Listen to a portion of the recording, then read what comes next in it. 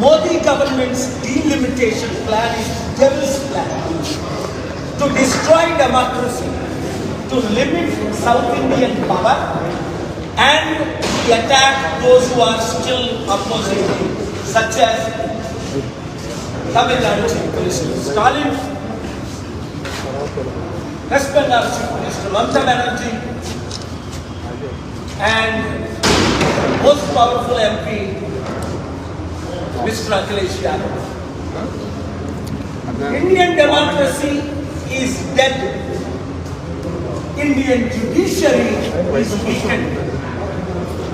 Indian secularism is suffering beyond imagination. By introducing the delimitation, they want to increase North Indian member of parliament seats, decrease South Indian MP seats. Therefore, I am calling upon all the opposition leaders, irrespective of your differences, all 18 political parties, come up, now or never.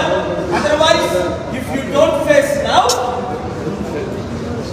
you will face only BJP as a single ruling party like China's party or Russian. I told on April 10th, 2019 at the Election Commission, after 3 phases, if the elections were not conducted with ballot paper, there won't be any serious opposition. And that's what is happening. That's what they are planning. They have finished everybody who has opposed in a serious way, such as Kejriwal and Chandrababu Naidu. Now Chandrababu Naidu completely surrendered, just like Jagan surrendered while he was the CM for 5 years. So, we can do wonders. Remember N.T. Ramarao was an actor, non-politician, with 30 plus MPs. He shook and stood as the second most powerful party when Indira Gandhi had 400 MP seats. So come join with me. I will lead the fight. We will have 42 MPs in Telugu states because the present political parties in both Telugu states have surrendered themselves to RSS BJP dictatorship.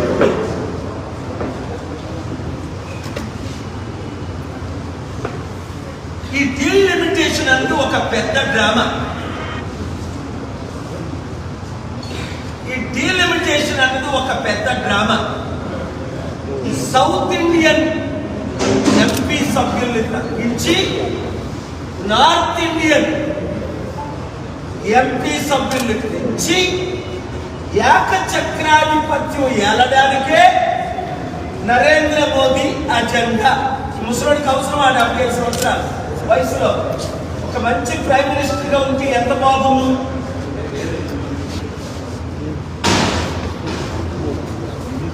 అసలు 75లో retire అయిపోవాలి కదా వారి చట్ట ప్రకారం, BJP RSS rule ప్రకారం.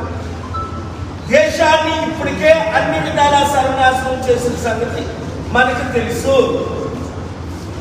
వీలైతే రేపు నేను ప్రెస్ మీట్ పెట్టి డీటెయిల్గా చెప్తాను.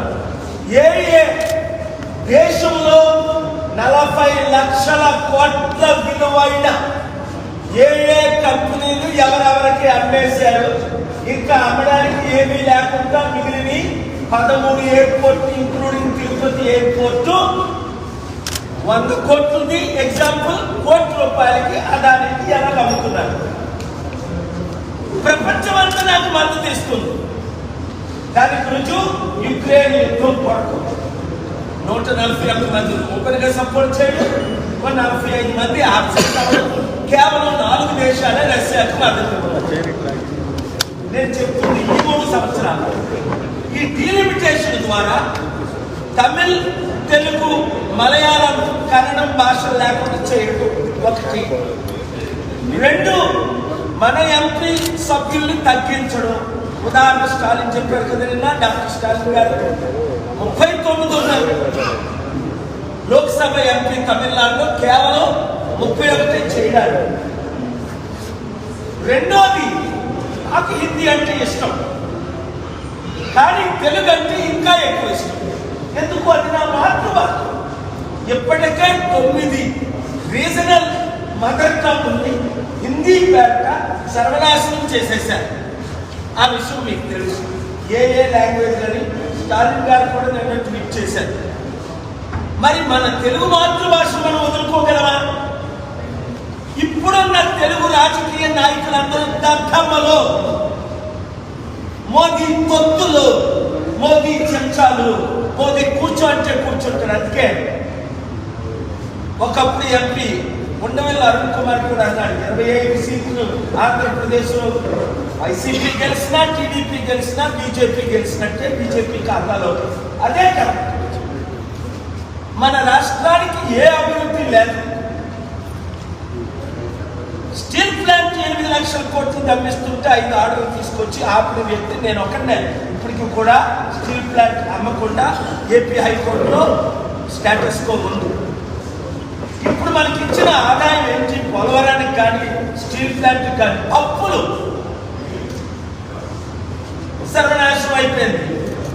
అందుకే ఈరోజు బడ్జెట్ ఆంధ్రప్రదేశ్లో ఎంత అధ్వానంగా ఉంది.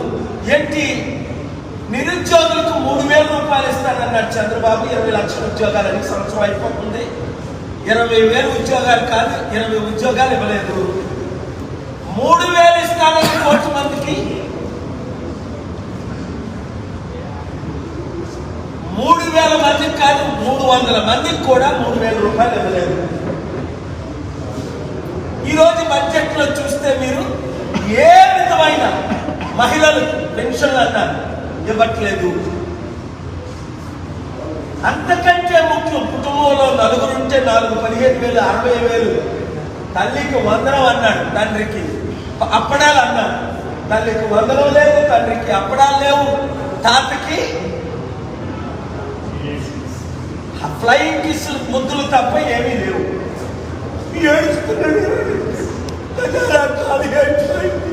ఏ అప్పు నీకు తెలీదా?